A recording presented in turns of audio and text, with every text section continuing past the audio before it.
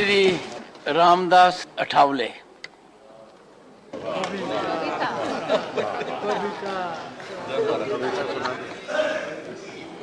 आदरणीय महोदय, मैं तो अन्याय के खिलाफ लड़ा हूं। मैं तो अन्याय के खिलाफ लड़ा हूं, इसलिए आपको बधाई देने के लिए यहां खड़ा हूं। आपका अनुभव बहुत ही बड़ा है। आपका अनुभव बहुत ही बड़ा है, इसलिए आपने संघर्ष का पहाड़ चढ़ा है। मेरे पार्टी का मैं हूं अकेला। मेरे पार्टी का मैं हूं अकेला, लेकिन मेरे हाथ में है संविधान का पेला। मैं हूं मेरे पार्टी का अकेला, लेकिन मेरे हाथ में है संविधान का पेला। मैं तो हूं आपका सच्चा चेला। मैं तो हूं आपका सच्चा चेला, मुझे मत छोड़ो अकेला।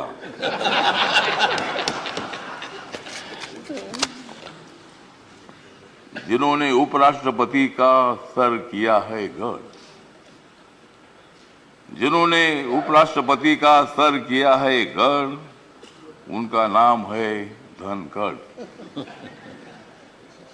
हमें मिलकर उखाड़ देनी है विषमता की जड़। हमें मिलकर उखाड़ देनी है विषमता की जड़। इसमें जरूर सफल होंगे आदरणीय धनखड़। हाउस में जो सदस्य करेंगे फ्रैक्शन, हाउस में जो सदस्य करेंगे फ्रैक्शन, उनके ऊपर होनी चाहिए कड़ी एक्शन। हमें तो मजबूत करना है भारत नेशन। हमें तो मजबूत करना है भारत नेशन। हंगामा करने की हमें नहीं चाहिए फैशन। तो हमें पूरा विश्वास है कि आप बहुत बड़ा संघर्ष करते करते यहाँ पहुंचे हैं। गांव से आकर किसान के बेटे के माध्यम से आप इतने बड़े उच्च पद पर आए हैं। इसमें आपका अनुभव, आपका बहुत बड़ा संघर्ष है। बहुत बड़ा काम आपने किया है। आपने पश्चिम बंगाल में गवर्नर का जो काम किया है, बहुत बड़ा वहाँ चैलेंज था।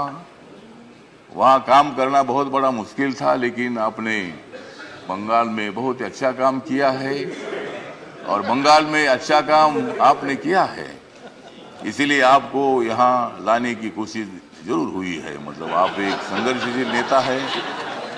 मतलब वहाँ अगर आपका काम ठीक नहीं होता था तो शायद ये पद आपको मिलना बहुत बड़ा मुश्किल था, लेकिन आपने बहुत अच्छा काम किया है।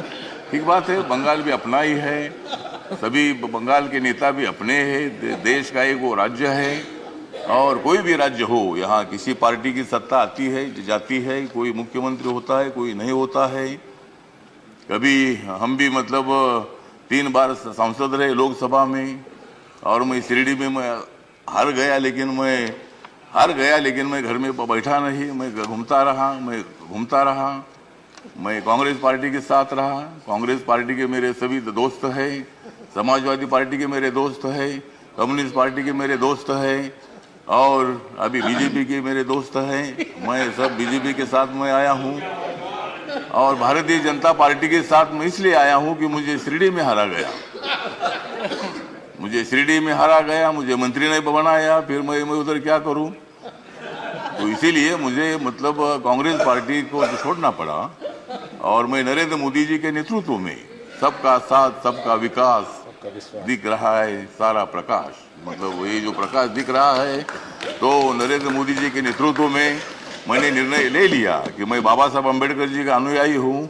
बाबा साहब अम्बेडकर जी ने सत्ता में आना चाहिए बताया है। मेरी अकेली पार्टी सत्ता में नहीं आ सकती है, किसी के साथ मिलकर ही सत्ता में आ सकता हूं। और मेरे पार्टी का मुझे लोग पूछते हैं कि तुम्हारा पार्टी का एक भी लोकसभा में मेंबर नहीं है, तो भी आप मंत्री कैसे हैं?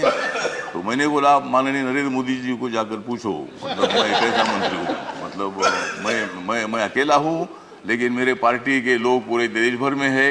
नॉर्थ ईस्ट में मेरी पार्टी सभी पार्टी है और मुझे बोलने का मौका तो दीजिए। मुझे मालूम है कि आप बहुत अच्छे आदमी हैं और मैं आपको, हाँ, आप मुझे हर बार बोलते थे कि हमको कविता सुनाओ। अगर आप मुझे ज़्यादा बोलने के लिए देंगे तो मैं कविता सुनाऊंगा, नहीं तो एक भी कविता नहीं सुनाऊंगा। तो ठीक बात है, तो इसीलिए मतलब कविता सुनाता भी रहूंगा।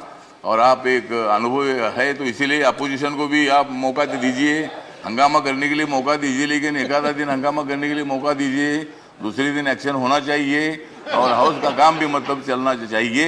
इसीलिए आप एक सर्वोच्च हाउस के आप चेयरमैन बन गए हैं। इसीलिए मैं, मेरी जो आरपीआई है, रिपब्लिकन पार्टी है, गरीबों की पार्टी है, दलितों की पार्टी है, इस पार्टी की तरफ से मैं आपके साथ हूँ।